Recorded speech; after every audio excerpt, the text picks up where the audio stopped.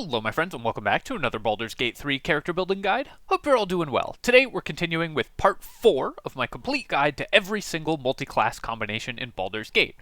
In parts 1, 2, and 3 I've gone over all of the classes up to Ranger, and in part 4 we will be covering combinations with Ranger, Rogue, Sorcerer, Warlock, and Wizard. So definitely go check out parts 1 through 3 if you haven't already, and also check out my tier lists for monoclass characters and monoclass subclasses, which go over all of those things in extreme detail if you're looking for even more information. Before I begin, I will just quickly remind you that how I'm structuring this tier list is I am placing each character in turn in the paired class column at the top, and then combinations with those characters in the tier lists below. So, for example, for this tier list, we've already covered Fighter combined with Ranger when I talked about Fighter. And so I have placed Fighter in the S tier character slot. That means I believe that Fighter and Ranger is an S tier character class combination. I'm rating these characters on 3 different metrics, or these class combinations on 3 different metrics. One is the raw power of the class combination, so how powerful is it in its optimal form. 2 is how easy is it to get into that optimal form, how versatile is it, how easy is it to fit into a party, how many different ways can this combination be built and still be a viable character, and how easy is it to get into that optimal form. And 3rd is how forgiving and easy is it to play. Over the course of an honor mode playthrough, of course, you're making hundreds and hundreds of hours of inputs, and so you will inevitably make play mistakes, or at least other people will inevitably make play mistakes, and so it is important that these characters be forgiving if you make a suboptimal play. I think that that is something that's often overlooked when you're looking at when people do tier lists or do guides and stuff. People tend to focus only on the optimal circumstances, what you might call in Magic the Gathering, we call this magical Christmas land, where the character has everything go perfectly for it, but sometimes things won't go perfectly, and it's important that your character be able to survive in those circumstances. So I think it's really good to look at how forgiving the character is to play as well. Alright, without any further ado, let's jump in and keep on talking about these class combinations. We'll begin with Ranger. Ranger is a class that I think has effectively 2 main modes for multiclassing. One is to take a 1-level dip of another class alongside 11 levels of Ranger in order to give yourself some extra utility or versatility or functionality in a mainly Ranger build.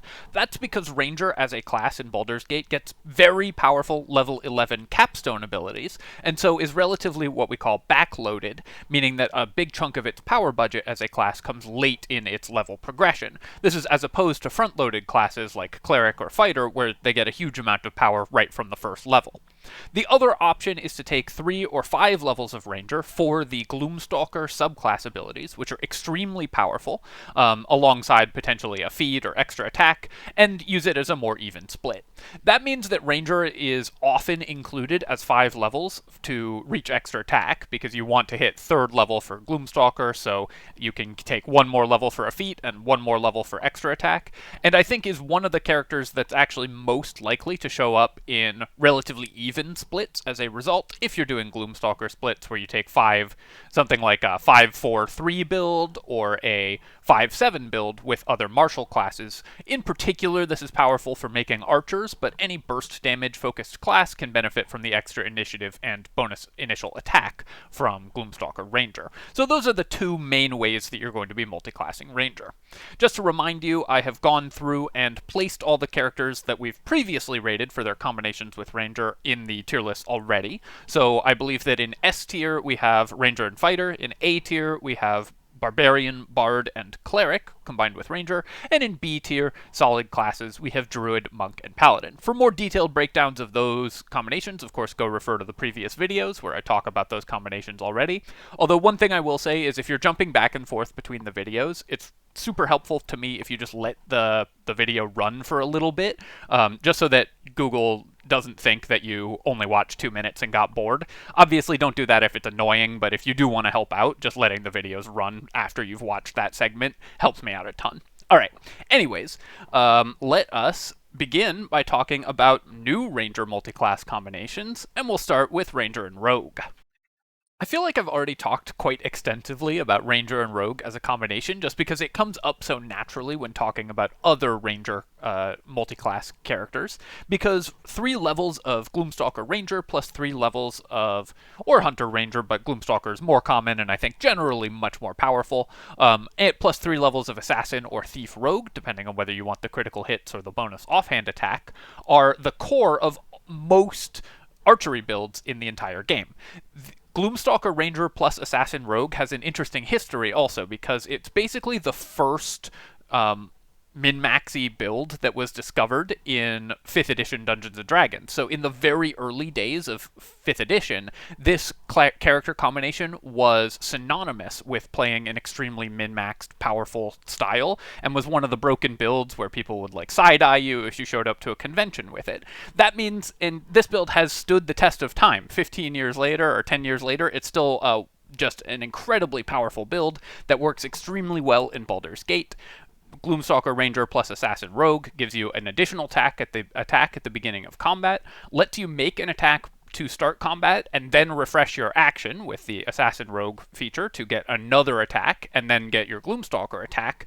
All your opening attacks are critical hits because the enemies are surprised, so you're guaranteed to critically hit them, and that combination yields an incredible amount of burst damage. It's also nice because it's just a 3-3 level split, so you can do a 5-3-4 build with Fighter and get 2 feats and extra attack. You can do a 3-3-6 build with Fighter and get 2 feats and extra attack, or with Swordsbard for even more attacks if that's something that you want. All of those possible combinations are very powerful, or you can just do a 7-5 split or an 8-4 split, something like that, and end up with an incredibly powerful character.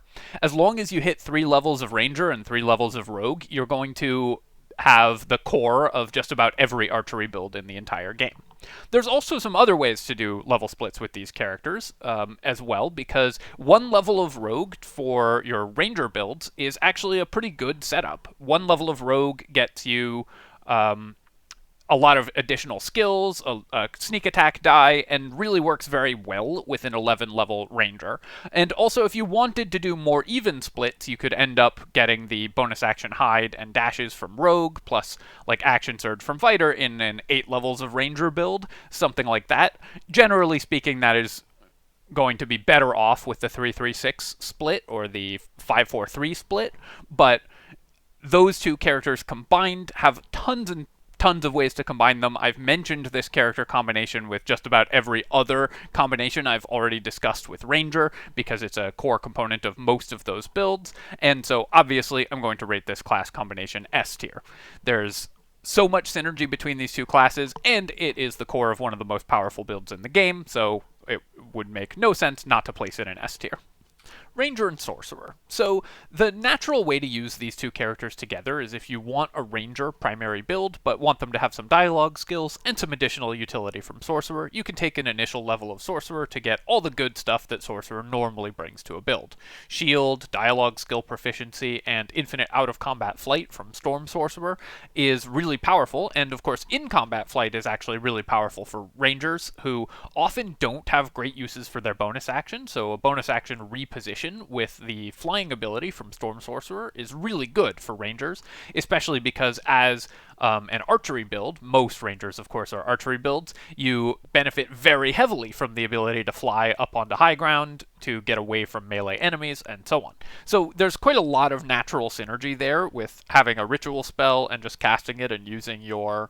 You can even cast Disguise Self in combat and use your Storm Sorcerer abilities to get away, but also, of course, Rangers have actual spells, so you can cast Spike Growth or something along those lines and then bonus action fly to get away, which is pretty useful for Rangers. Now, if you're a Gloomstalker Ranger, you'll already get Misty Step, so it will cost you kind of the same spell slot to do roughly the same thing, but it is very useful to be able to do that in a turn where you'd have wanted to cast a spell anyways, and an initial turn for Rangers of cast Spike Growth to keep enemies trapped down on the low ground and fly up to the high ground while repositioning is pretty powerful. Shield, of course, is an excellent spell for rangers who are a dexterity-based build that gets medium armor, and you can have actual shields equipped on archer rangers as well in Baldur's Gate, because you can benefit from a shield while you have a bow equipped in Baldur's Gate.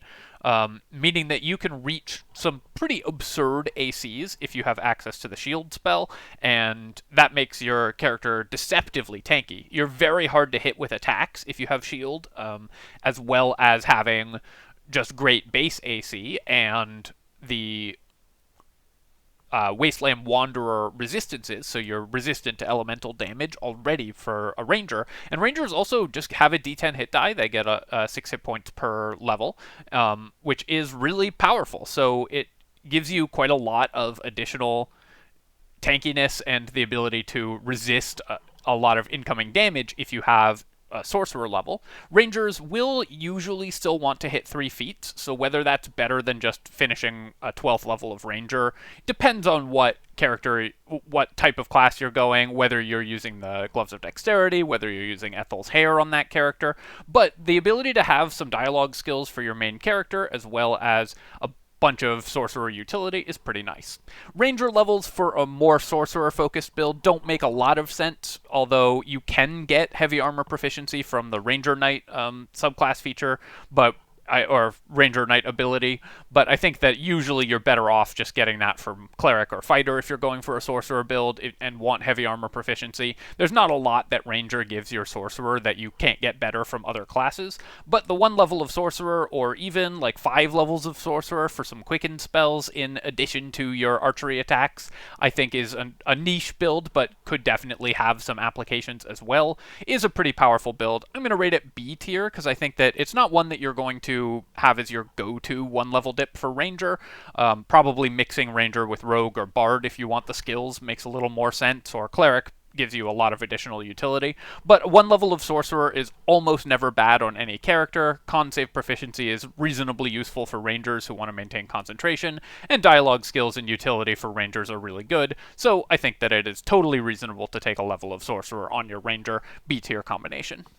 Ranger and Warlock. So at first glance, of course, these two characters don't seem like they're going to have a lot of synergy, because Warlock is mostly a spellcaster and Ranger is mostly a martial character, and they use different attributes and so on. There's not a lot of natural synergy between the two characters, and what they're trying to do pulls in different directions. I think, though, that there's a couple synergies here that actually make them much more interesting than they appear at first glance. The first is, of course, melee Rangers with Blade Pact Warlock. Now, melee Rangers are much less common than ranged Rangers in general, because melee characters typically benefit more from class levels in other classes than they do from class levels in Ranger. But it's not like a bad archetype or anything, it's something you can definitely do, and any melee character can benefit from turning all of its melee attacks into charisma through Blade Pact Ranger.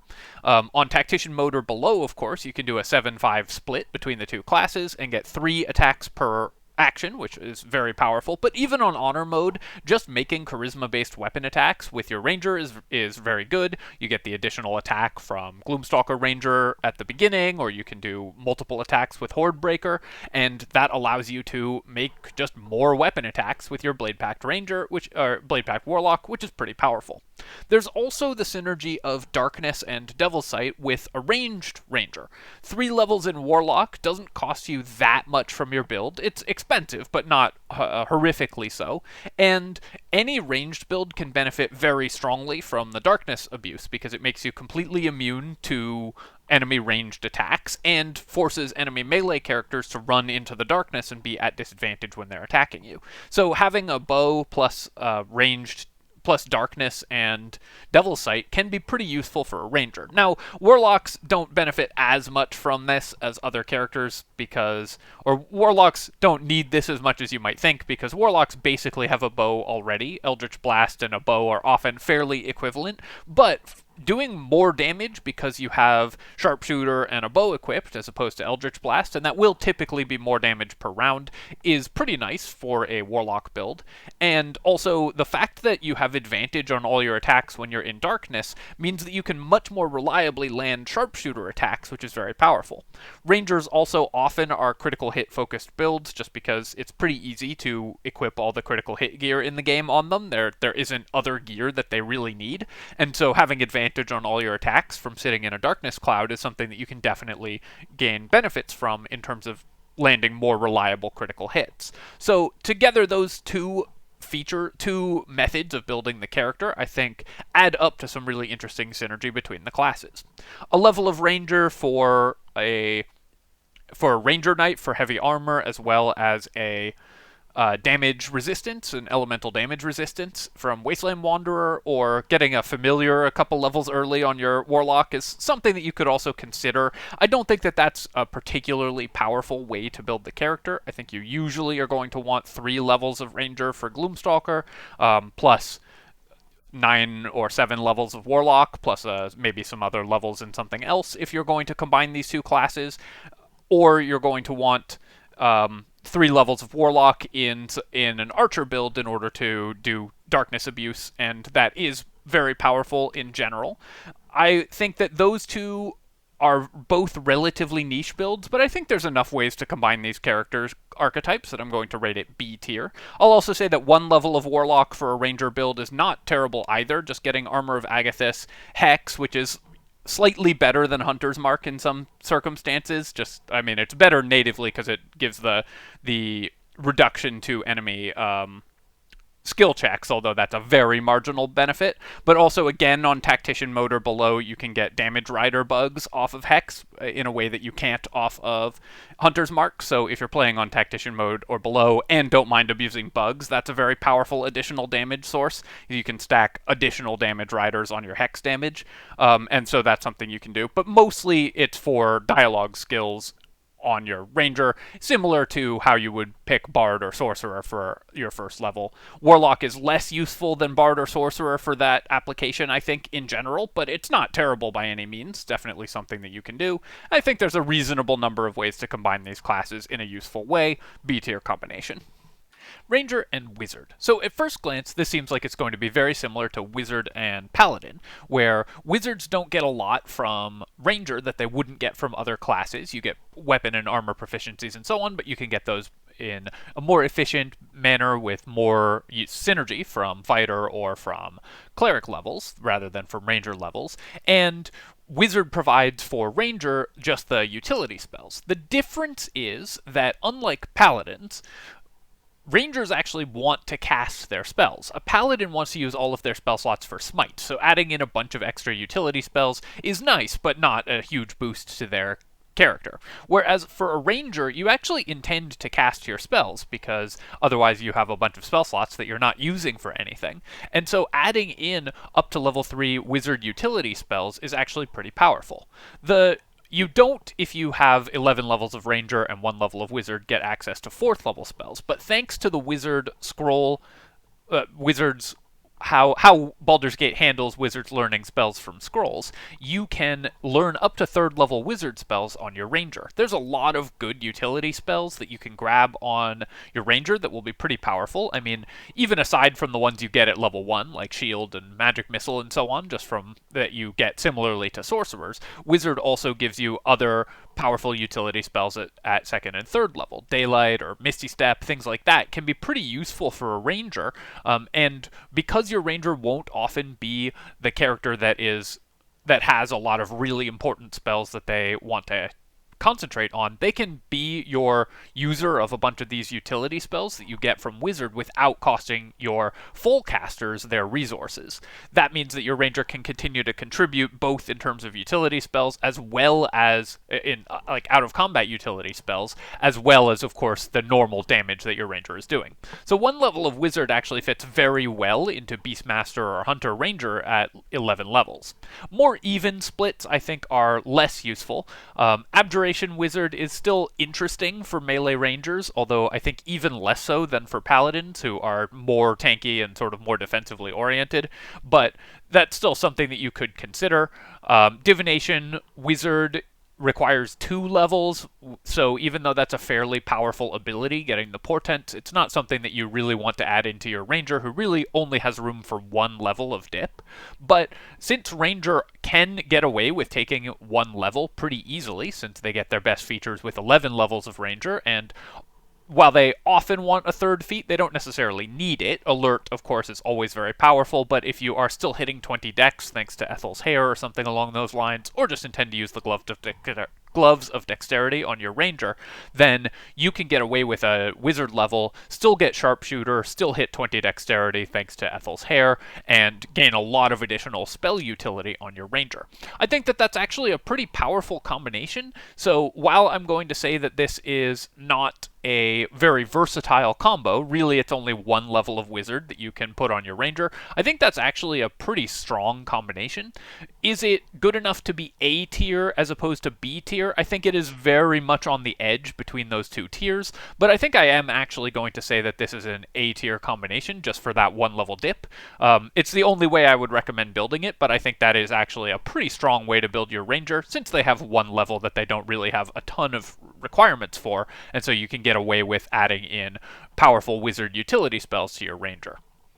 Overall, I think that Ranger as a class is really interesting because it lends itself to a lot of different level splits. 11-1 or 3-3-6 or 3-9 show up a lot for Ranger, and so because it has these 2 major breakpoints at level 3 and at level 11, alongside the normal breakpoints that all characters get at level 4 and level 5, or all martial characters get at level 4 and level 5, you can end up with a lot of different builds for Ranger, and I think that that makes for a very interesting class to multiclass with. Of course, the most common multiclass builds for Ranger are just using Fighter or Rogue or Bard to increase their ranged damage when you are doing archery builds, but there's actually a lot of other ways that you can use levels of Ranger in a build, or other ways that levels can support your Ranger, so I think this is a pretty flexible class when it comes to multiclassing, even though it's so heavily backloaded.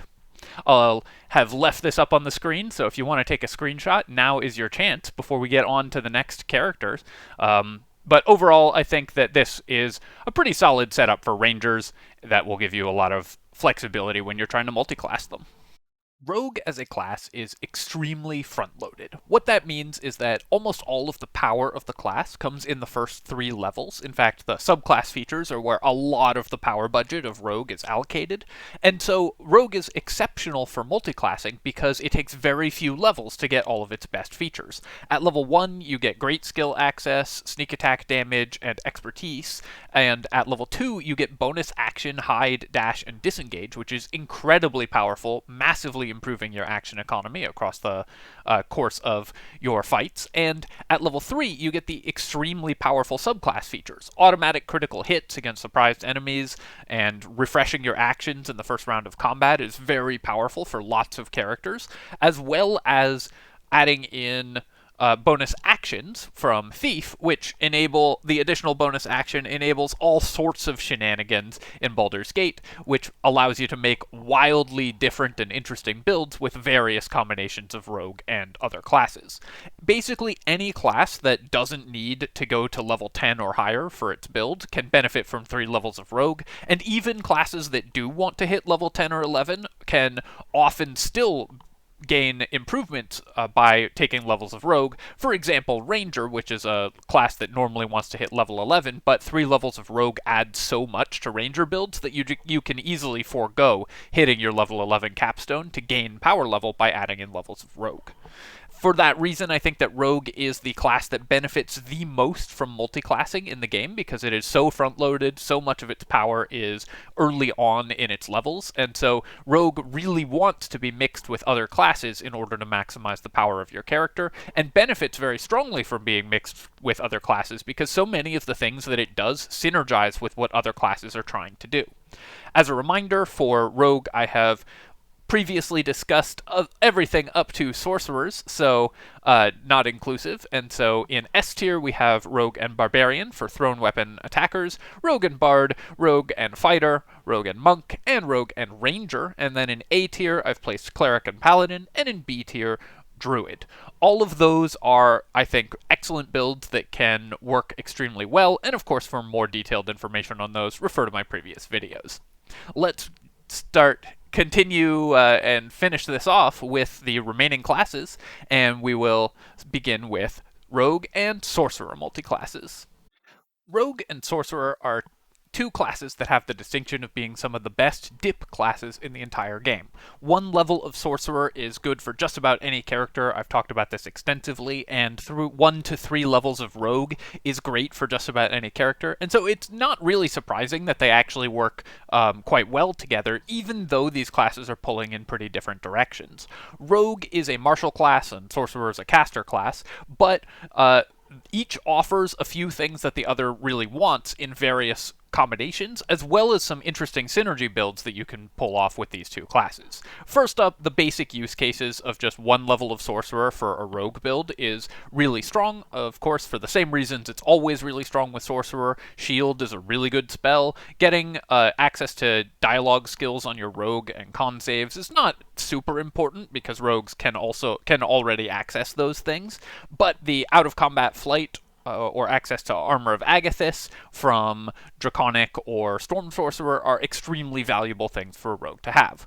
In the opposite direction, adding a level of Rogue to your Sorcerer can give you a lot of skill access. 2 levels of Rogue costs you 6 level spell slots, but does give you access to a ton of utility on your Sorcerer in terms of the bonus action dashes and disengages and hides, all of which are very valuable for sorcerers. While sorcerers, of course, are hungry for bonus actions thanks to Quicken Spell, you won't be quickening a spell every round, and having that extra mobility on a caster gives you a lot of additional safety. I don't think that's like a sort of primary build that you're going to go for, but it is a possible build.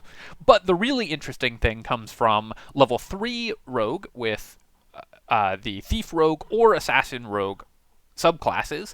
Arcane Trickster actually also has some interesting uses with Sorcerer, but for the most part it's Thief or Assassin.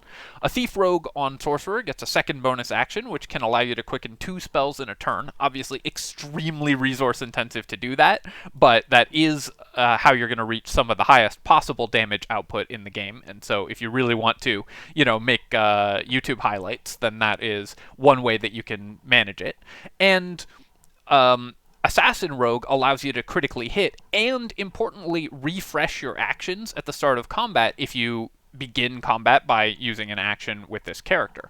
A sorcerer laying down a wall of fire on unsuspecting enemies is one of the best ways to start combat, because wall of fire they'll be surprised, and then they'll take the damage when you cast the wall of fire, they'll stand still, and then take the damage again. So effects like that do damage at the beginning of enemies' turns really benefit from being used as your opener in combat. But with Assassin Rogue, you can do that and then refresh your action, and because the enemies are surprised, any attack roll spell that you use, like a Scorching Ray, will be guaranteed to critically hit. That's pretty powerful and can definitely be worth giving up 6 level spell slots for in order to increase your initial damage or initial burst damage really high. This similarly works with the various lightning and wet builds, because using attack roll lightning spells like Chromatic Orb or Witch Bolt, you can critically hit with those, and guaranteeing critical hits with those when you open combat with them means that the doubled damage is always critically hitting. Guaranteed critical hits are extremely powerful for those builds as well, and so this is a very useful option for those kinds of builds. For more involved mixes that use 5 or more levels of both classes, I think that you typically won't see that. You can probably build some interesting niche builds using those mixes, because, like I said, these characters actually work together pretty well, even though they use different stats and normally pull in different directions. You could probably do something fairly interesting with a 7-5 split. I don't think that it would be a very strong build, but you could almost certainly make a viable build. But the way that rogue subclasses interact with sorcerer, plus just the default usage of these characters as 1 level dips for the other, means that I'm going to rate this A tier. I don't think it goes all the way up to S tier, because I don't think it's a character class you're going to combine outside of specific builds where you're using like the assassin criticals for your initial combats with sorcerer, but that's a very strong build, and I think it's a build that will absolutely function on honor mode. A tier combination. Rogue and Warlock. So at first glance, this is very similar to Rogue and Sorcerer. They're both charisma-based casters. They can both benefit pretty strongly from the one-level dips, but I think that the way that these two classes combine, though also very powerful, is slightly different from how Rogue and Sorcerer combine. While some of the builds are going to look very similar, for example, the Assassin Rogue dip for Warlock works almost exactly the same as it does for Sorcerer. You lay down a wall of fire to start combat, and then you get critical hits guaranteed in your opening round of combat using Eldritch Blast, and of course guaranteed critical hits with Eldritch Blast are extremely powerful. And similarly, Warlocks benefit quite strongly from the bonus action dashes and disengages that you get from level 2 Rogue, so 3 levels of Rogue fits pretty well into a Warlock build for that reason, especially because Warlocks have less use by default for their bonus actions than Sorcerers do, so bonus action dash, hide, or disengage is even better for a Warlock, who will often also be hiding in a cloud of darkness, which is a great place to hide, since it will mean that you always have obscurement in order to actually use your hiding abilities. And so Warlocks benefit really strongly from those, just like other casters, because they will be able to gain a lot of additional mobility. It's even better for Warlocks in some ways, because Warlocks often really don't need to take Warlock levels past level 9. That's when you get your 5th level spell slots. And while you do get more longevity past level 9, you don't always need to continue on in Warlock levels, because the real power of your class you have by level 9. And so you can have 3 levels of Rogue fit in perfectly without giving up too much of the overall power level of your Warlock. You don't benefit as much from Thief Rogue because, like I said, you don't have similar uses for your bonus actions the way other casters might. Warlocks do, of course, need Hex, but that's their only real bonus action that they're going to be using in most combats. And by the time you have reached 3 levels of Thief Rogue, you probably wouldn't be casting Hex as your concentration spell in most combats anyways. You'd be more interested in Darkness or Hunger or Fadar, so I don't think that's a build that you'll normally want to go. But 3 levels of Assassin Rogue for your Warlock is perfect. Cast Wall of Fire, get guaranteed critical hits with your Eldritch Blasts. Cast Command, get guaranteed critical hits with your Eldritch Blasts. All of those are really powerful. It basically works the same as Action Surge as long as you initiate combat with your Warlock, because you can refresh your actions using the Assassin Rogue feature. Vice versa, it is less interesting for rogues to take 1 level of Warlock, because 1 level of Warlock just does not give you the same amount of stuff that 1 level of Sorcerer does, but 3 levels of Warlock is actually really interesting for rogues. You get a bunch of cool stuff at Warlock level 3, like Pact of the Chain or Pact of the Tome for a bunch of cantrips, all of which are very useful. Having guidance on your rogue can be really powerful, but most importantly, Darkness and Devil's Sight is a really potent combo for rogues who will often be ranged attackers, and hiding in Darkness, making you immune to ranged attacks, guaranteeing that you have advantage to land sneak attacks, and just giving you a safe place to retreat to every round of combat is extremely powerful. This means that 3 levels of Warlock fits very well into a Rogue build, and then if you then add 3 levels of Rogue, which is where you want to stop with a lot of Rogues, that gives you a nice 6-level split that you can have with something else. Obviously, you could take it a level or 2 more in Warlock or Rogue in order to hit feats, but it is still a pretty nice and convenient level split that neither of these characters have like a 3-9 split that they want, and so they often will stop on odd multiples naturally, so you can fit in levels of classes that want even multiples like Fighter really easily into this build. I think overall there's enough different ways to build this combo and a lot of synergy between these classes. I'm going to rate them A tier. Again, I think you won't reach the peaks of power level that you will with a more dedicated Archer build or something along those lines, but there's a lot of ways to build these classes and they synergize really well together, so it's an A tier class. Rogue and Wizard. So this seems, again, at first glance, like it's going to be very similar to Rogue and Sorcerer, and indeed, all of the same things apply, but I think actually Rogue and Wizard work together even better than Rogue and Sorcerer in a few ways. One is that they're both intelligence-based casters. Rogues cast off of their intelligence stat, so do wizards, of course. And that's very important for Baldur's Gate because it means that you can mix these two classes without messing up your save DCs for items, scrolls, and illithid powers. The way that the game calculates save DCs, it uses your most recent new class, so the most recent class you took level 1 in, to calculate your to decide what attribute you're using for for spells cast from items or spells cast from scrolls directly or your illithid powers. And so if you were to take Rogue as your second level in a Sorcerer build, it would swap those to Intelligence and mess up your save DCs. Wizard doesn't have that problem, so you can level them in any order without screwing up your save DCs, and so that's pretty nice in and of itself. Secondly, Wizard allows your Arcane Trickster Rogue to access a whole bunch of additional Wizard spells up to second level if you take an 11-1 split, but more importantly, with a 10-2 split between the two, you actually get third level spells on your Arcane Trickster.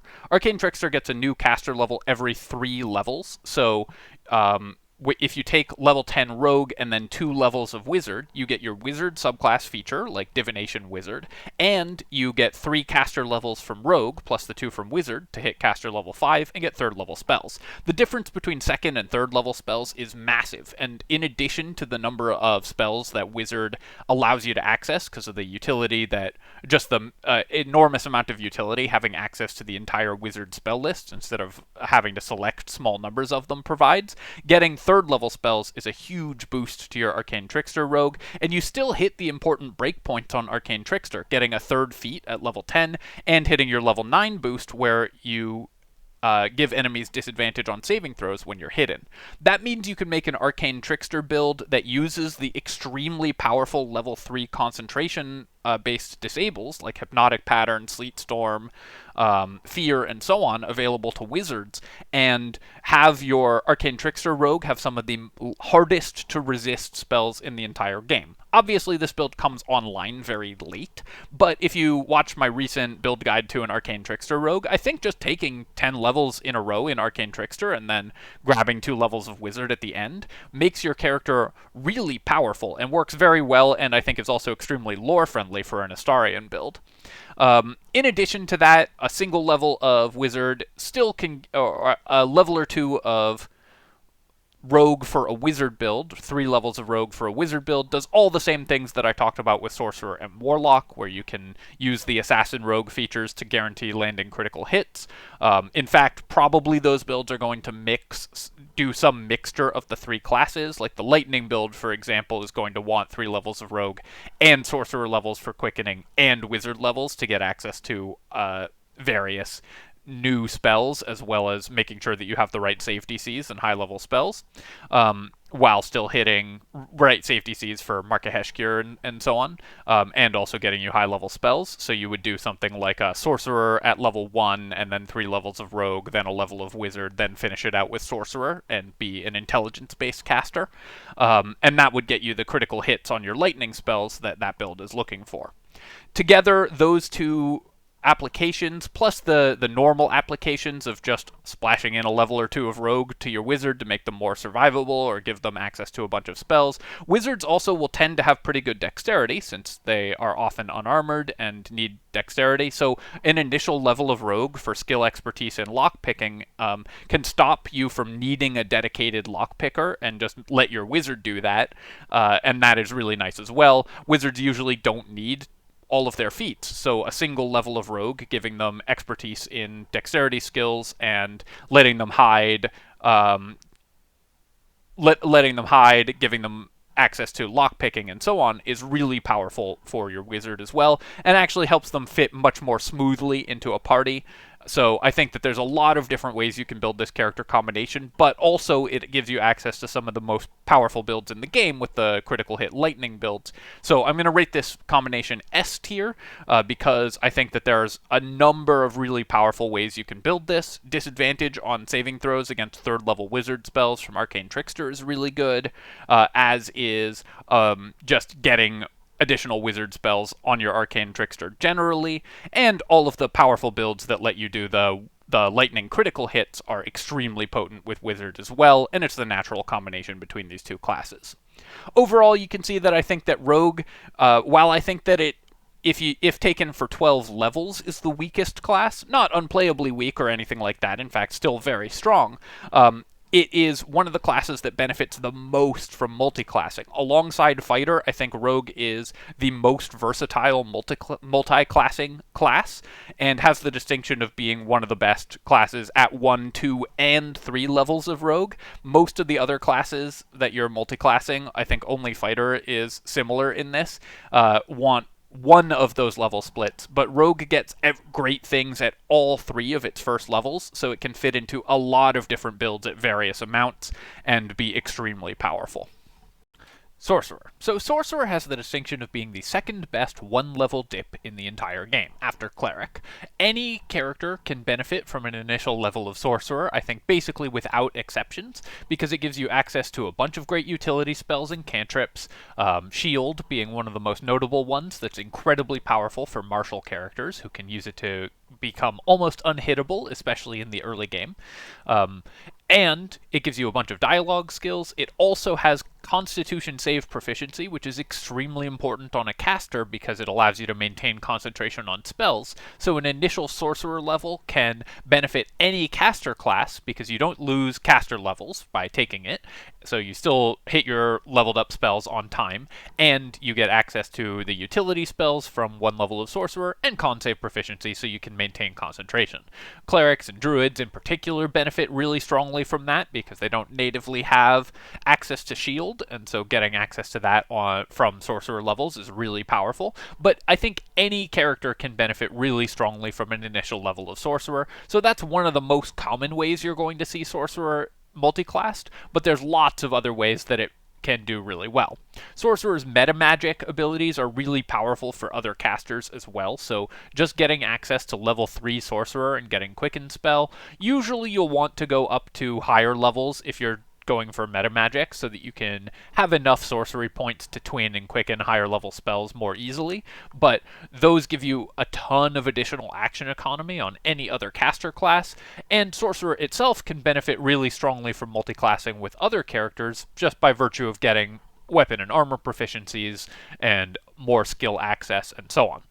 Because it has con save proficiency natively, Sorcerer doesn't benefit as strongly from an initial level of Barbarian or Fighter as another caster might, but it is still just an extremely versatile class that can fit into just about any character. Sorcerer's main thing is manipulating the action economy, which is the most powerful strategy that you can have in Dungeons & Dragons, right? A D&D fight is basically an exercise in trying to minimize the number of relevant actions your opponents take. One way to do that is just by taking a lot of actions yourself, and then you have taken all the actions in the fight, and they have taken none, and you win the fight very easily. Sorcerer gives you access to action economy manipulation, which is very powerful.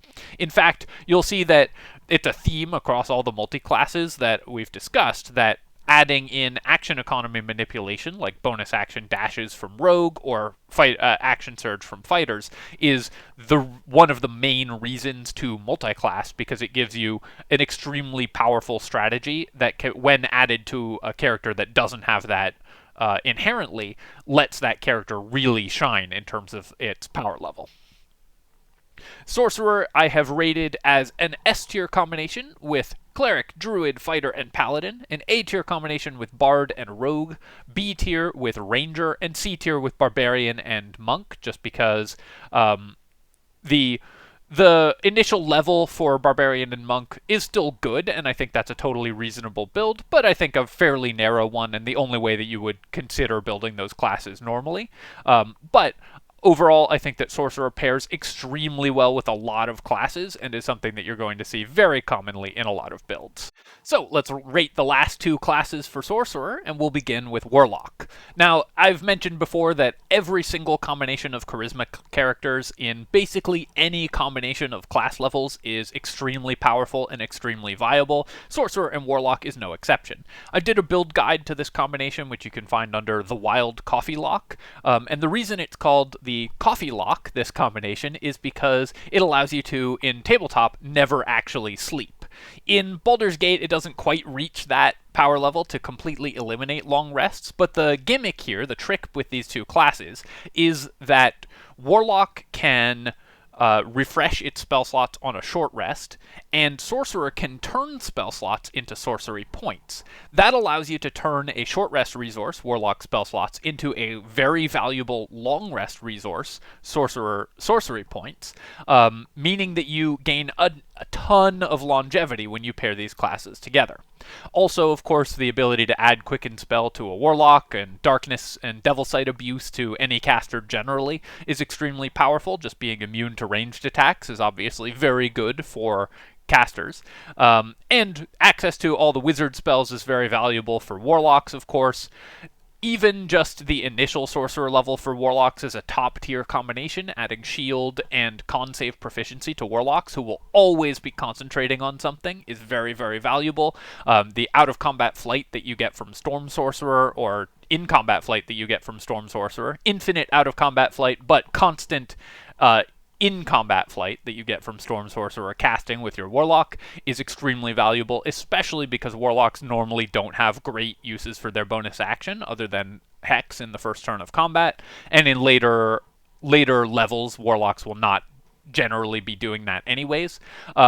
Overall, I think that this character combination is incredibly powerful. Honestly, there's not that much to say about it. You can combine these two classes in any level combination of basically as long as you take an odd number of levels of each of these two classes, you can go from 111 to 11-1 and you will end up with an incredibly powerful character. 11-1 is maybe with Warlock as the 1 is maybe not that amazing, but even just adding command from Fiend Warlock to your Sorcerer is a huge benefit, and because they both cast off of Charisma, it doesn't really matter that you are taking multiple classes. You're still going to hit your 6th level spells with Sorcerer if you do Warlock 1. So yeah, actually, I take it back. Sorcerer 11, Warlock 1 is a great combination just because command is so powerful. You can get access to all kinds of things. Adding Hex on for things like a Scorching Ray build is also very good as well. Yes, it does take your bonus action, which is something that sorcerers need for quicken spells, but adding in Hex to damaging effects like Magic Missile and Scorching Ray is really nice and something that's really valuable for the 1-level Warlock dip anyways.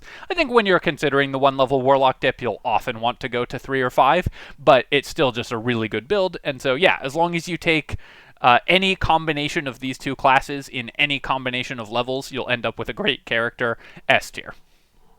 Sorcerer and Wizard. So, yep, this is very similar to Sorcerer and other casters. Wizard benefits extremely strongly from an initial Sorcerer level, because you get con save proficiency without losing a caster level, and that's great. You also get a bunch of dialogue skills added to your Wizard, which is actually pretty nice. Wizards get all of the knowledge skills, and Wizards will have good intelligence, so they'll get all the intelligence skills, the knowledge skills, at reasonable values, even if they don't have proficiency.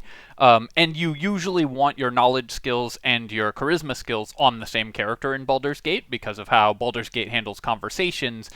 Characters that aren't directly involved in the conversation can't make those skill checks. Most knowledge skills checks are made during conversation, so it's really important to have your dialogue skills and your history or whatever skills on the same character. Wizard will have reasonable values in those skills thanks to high intelligence, and then also can benefit from dialogue proficiency to make a character that's actually a pretty good party face. Of course, con save proficiency, allowing you to concentrate on stuff, is incredibly potent for wizards as well. And in the opposite direction, a level of wizard for sorcerer lets you get access to every single wizard spell from scrolls because of how Baldur's Gate handles learning scrolls. This gives you access to tons of utility, and if you just take utility spells from scrolls and make sure that you take your damaging and saving throw effects from Sorcerer, you can end up with some of the most powerful spell. You basically get to play a character that has none of the downsides of Sorcerer, which normally has a fairly narrow spell selection, but one level of Wizard completely mitigates that in Baldur's Gate, allowing you to access the entire Sorcerer Wizard spell list while also just having all the high DCs and saves that you would normally have from Sorcerer. You can also do more involved level splits between these two. They're both full casters, so you'll still get high level, max level spell slots, and Sorcerers can benefit very strongly from wizard subclasses like divination or abjuration or necromancy, all of which have really interesting synergies with sorcerer. And the combination of these two classes also allows you to get really interesting broken combinations when combined with multiple other classes.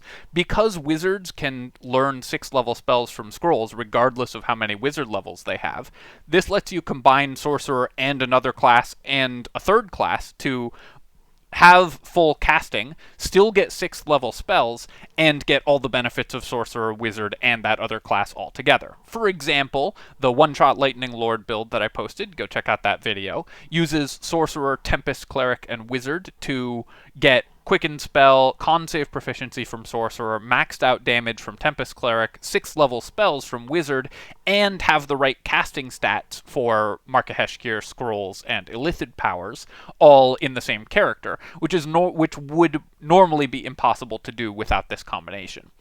Altogether, of course, these characters are very similar to Sorcerer and other caster combinations, incredibly versatile, can be built in a lot of Wizard and other caster level combinations, incredibly versatile, can be built in a lot of different ways. Wizard just giving you access to every scroll in the game is incredibly powerful, and Sorcerers are no exception. This is an S-tier combination very easily. The source of some of the most powerful builds in the game, at least one like top 5 build uses these two classes together, as well as just being a naturally excellent fit for any default build of these two classes with 1-level dips or with more involved level splits.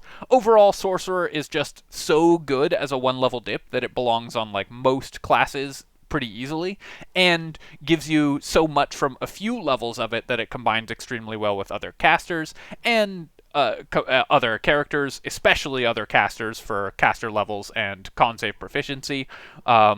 But in general, it's going to be very hard to not benefit from a 1-level Sorcerer dip, and Sorcerer also is the source of some of the most powerful builds in the game, thanks to its action economy manipulation.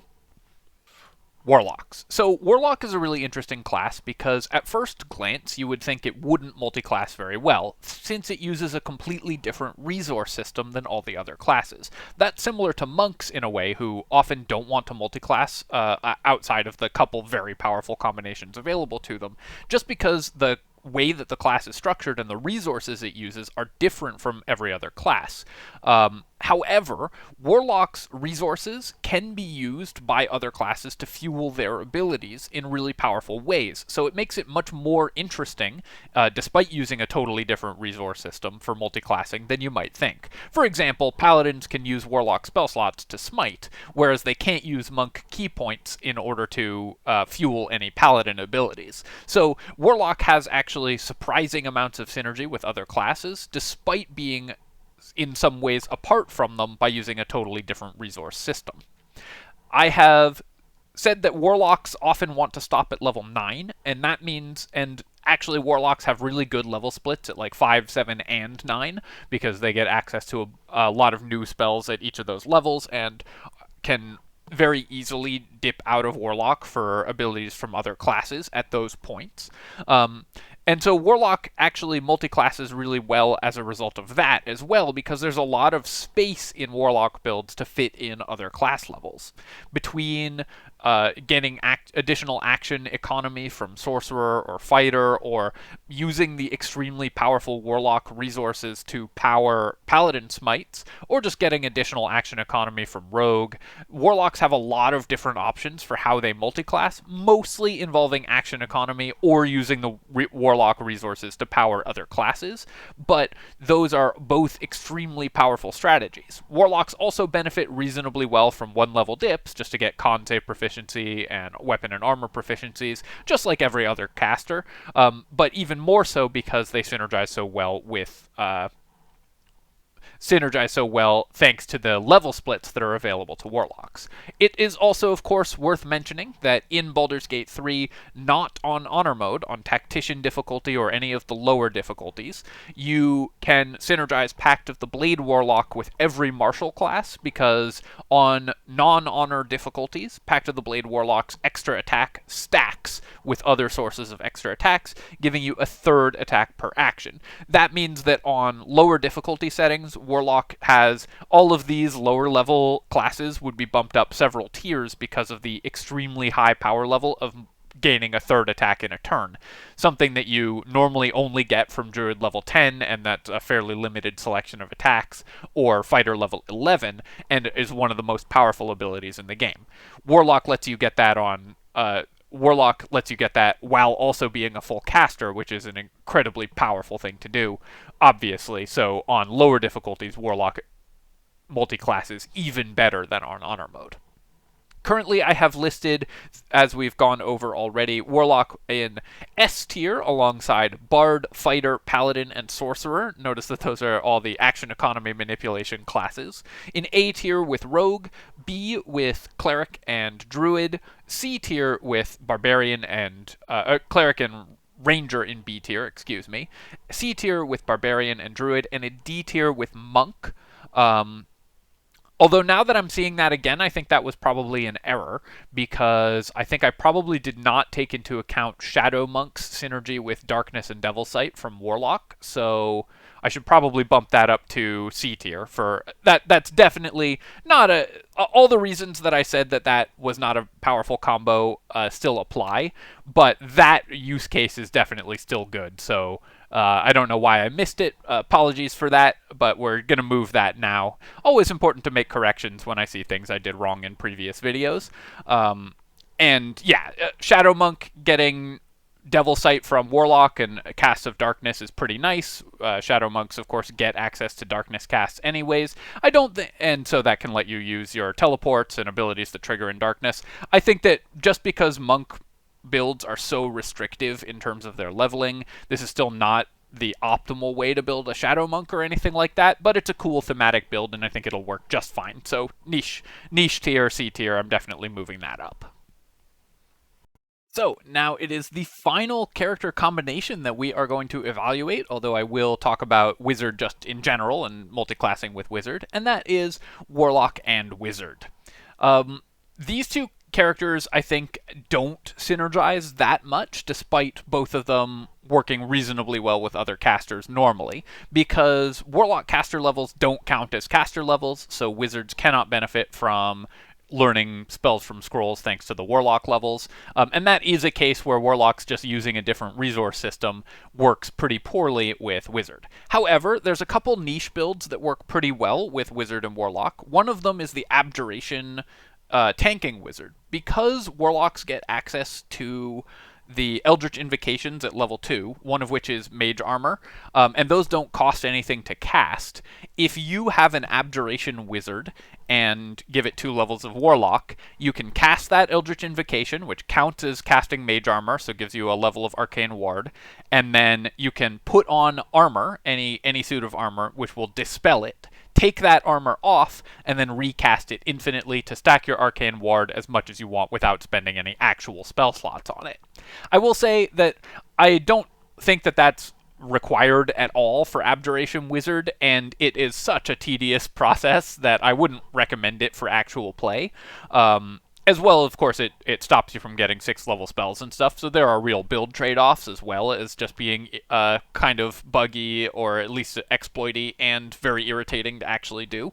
But that is something that you can definitely do, and that's a very powerful effect. Obviously, getting to stack your Arcane Ward infinitely for free is very powerful and will make your Abjuration Wizard go for much longer, and of course that synergizes as well because Warlocks get Armor of Agathys as a default spell, so you can get Armor of Agathys on your Abjuration Wizard and make a Retaliation tank build that stacks Arcane Ward infinitely, and that's just a very powerful build. Outside of that build, I don't think that there's a lot of reason to mix these two classes.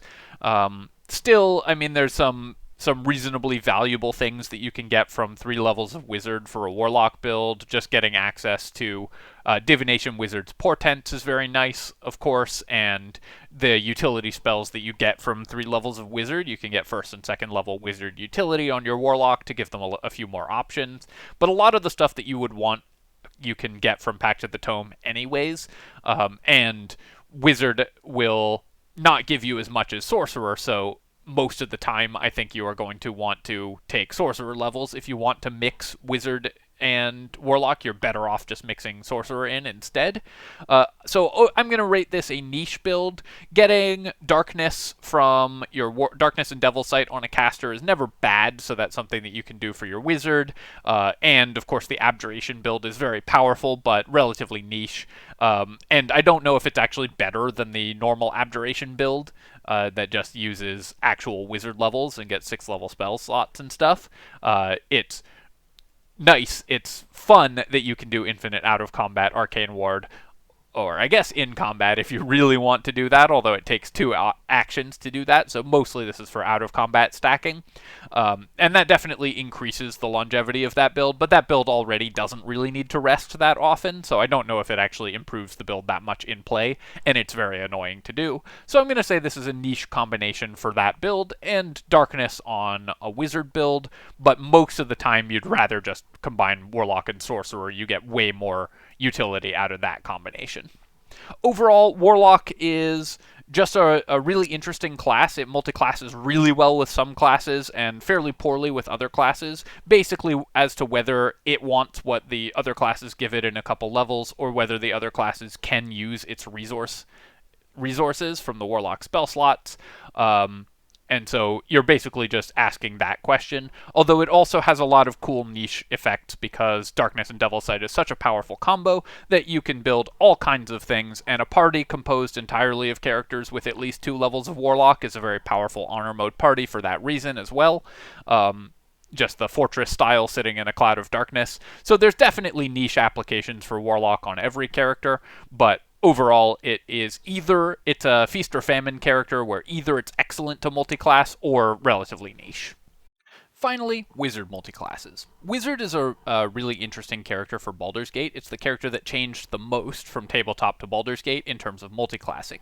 In Tabletop Dungeons & Dragons, Wizard does not multiclass well because it uses a stat that no other class uses, Intelligence, and it really wants to just continue to level up in Wizard in order to get access to higher level Wizard spells. So normally in Tabletop D&D, Wizard multiclassing is limited to a very few classes and a very small amounts of levels of those classes. Like you might take 1 level of fighter for saving throws and proficiencies, but other than that, you're unlikely to multiclass very often with your Wizard. All of that changes entirely in Baldur's Gate because of how they have implemented scrolls, and in Baldur's Gate, Wizards can learn spells from scrolls based on their caster level rather than their Wizard level. This means that a Wizard with 11 levels of Cleric can learn 6-level Wizard spells, even having only taken a single level of Wizard, which basically lets you play Wizard and every other caster class as the same character. You don't lose that much by taking only 1 level of Wizard, and means that it multiclasses astonishingly well with other casters because it gives you access to all the utility spells from the largest spell list in the game, as well as giving you a bunch of broken builds like the lightning builds that I've talked about when I've talked about those classes.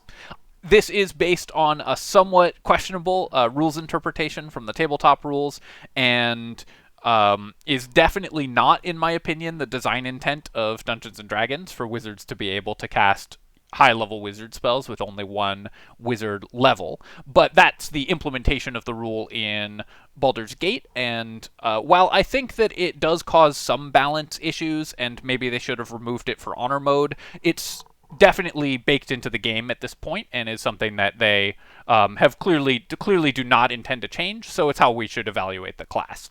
I think that Wizard, therefore, is one of the best 1-level dips for every caster, because getting access to every single Wizard spell massively increases your versatility and overcomes a lot of the downsides of those casters. Something like a Sorcerer gets huge amounts of power but is normally restricted, because normally held back by a lack of versatility because it is restricted to a very few spells known. Getting a level of Wizard totally solves that issue all by itself, giving you access to the entire Wizard spell list and giving your Sorcerer, a very high-powered character, a ton of utility. Wizard, therefore, works extremely well with all casters, and so I have rated it S tier with Bard, Cleric, Druid, Fighter, and Sorcerer, A tier with Rogue and Ranger, B tier with Paladin, C tier with Barbarian and Warlock, and D tier with Monk, which I think, now that I've moved the Monk and Warlock pairing, is the only D tier class pairing remaining, because Monks can't benefit from Wizards learning every Wizard spell from Scrolls, and so anything that you want a Wizard level for a Monk build for, you would just do better with Sorcerer. I think there's not really an exception to that for Wizard and Monk working together, because both of them are relatively level constrained in terms of how they're built, and Sorcerer just does anything that you want from Wizard better for a Monk. Overall, I think that Wizard is a class that has a lot to offer for one level for casters, and benefits a lot from one level from other classes. Mostly you will not be doing level splits that are more than one level in either direction, although there's a couple exceptions, like 2 levels of fighter, 2 levels of wizard in various builds. For Divination Wizard is really powerful just because Portent is such an incredibly strong ability, though in general, if you're not getting a bunch of other stuff from the Wizard levels, you wouldn't want to do that just because it's on a long rest cooldown, so you'll only use it a couple times per day, and if you want to use it regularly, it means you have to long rest a lot. But Wizard just giving every caster class massive versatility is so powerful that it puts a lot of them in S tier. I will actually just, for fun here, I'll show you what the tier list would look like if it didn't do that, if Larian had chosen to go with the tabletop rule for Wizards, and they weren't giving you all of the spell scrolls. So that would bump Bard down to, I want to say, C tier. Cleric would be in A tier, because the Cleric dip would still be really good. Druid down to C tier. And Sorcerer down to also C tier. Just these would all be relatively niche. Actually, Sorcerer would probably be B because it gives you con save proficiencies. So that's still pretty nice. And then Ranger and Paladin would drop all the way down to D tier. So this is what the tier list would look like if it weren't for Wizard giving you all the spells from Scrolls, just in case you're interested in that. But now I'm going to reset it back to the normal Wizard spell tier list, so that normal Wizard class tier list, so you can take screenshots as appropriate. I decided to do that using the magic of editing, so it's all back in the same places, just so I could actually look at where I had them and make sure I wasn't forgetting and putting them in the wrong places. Alright, so that is Wizard, and definitely take your screenshots if you are interested in doing so. Overall, I think that Wizard benefits most, of course, from 1-level dips either way for all the Wizard spells for a caster, or 1-level dips in something that gives a lot to Wizards, like Cleric giving you armor proficiencies, and Sorcerer giving you con save proficiencies, Sorcerer or Fighter giving you con save proficiencies. There's more involved Wizard splits as well, because it lets you still reach really high level spells while multiclassing with multiple other spellcasters. You can still hit 6th level spells, and so, for example, the one-shot Lightning Lord build uses that setup in order to get 6th level spells and not lose anything as a result of multiclassing. It also lets you make sure that you have your save DCs for items and stuff set correctly by putting the Wizard levels last in those types of builds. And so there's a lot of different ways that you can structure 3-way Wizard multiclasses to make sure that you're getting the most out of all of your caster levels. Alright, my friends, this has been my look at every single possible class combination in Baldur's Gate. Looking at every single class and its pairing with every single other class, and its strengths and weaknesses as a multi-class combination. Hope that you've enjoyed this, and do let me know if you think I've misplaced anything, or that there's anything that you want me to move around.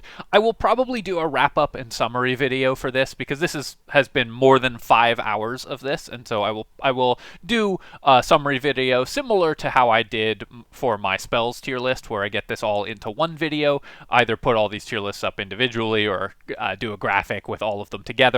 I'll figure that out as I go, just so that all the information is in one place. But I hope you enjoyed the video and have learned something. Definitely let me know if there are changes you'd like to see made. And of course, as always, if you've enjoyed the video, it helps me out a lot if you leave a comment and hit like. Both of those things matter a lot for the algorithm, and it can help other people see these as well. And of course, you can subscribe to my channel for more of this and other strategy game content. We'll be back next time, and I'll start looking at all the subclasses for multiclassing. I will Probably not be doing every possible combination there because I think there's like more than 900, but we'll figure out a good way to handle those as well. And if you have suggestions for how you want to see those covered, definitely let me know. And I will catch you next time. Cheers, folks. GG.